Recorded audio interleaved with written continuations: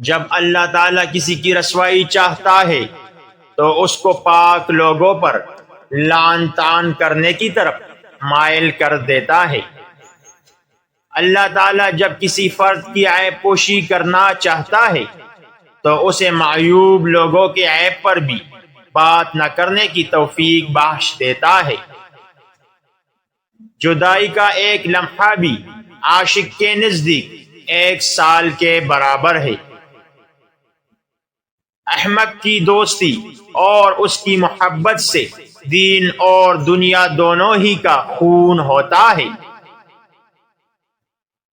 جو عشق صرف رنگ و روپ کی خاطر ہوتا ہے وہ دراصل عشق نہیں بلکہ فسق ہے، اور اس کا انجام شرمندگی اور رسوائی کے سوا کچھ نہیں۔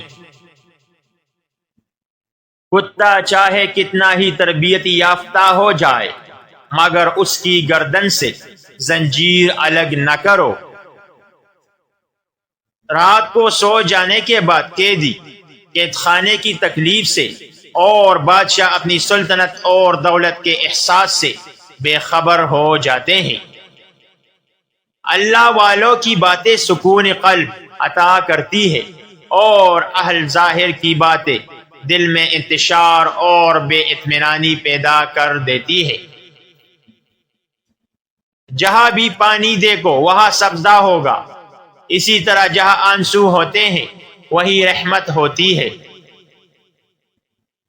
جو عقل سلیم رکھتا ہے وہ خلوت اختیار کرتا ہے کیونکہ تنہائی میں قلب کی صفائی ہوتی ہے۔ جو شخص کسی گناہ کا طریقہ رائج کرتا ہے تو اس کی طرف ہمہ وقت لعنت آتی رہتی ہے۔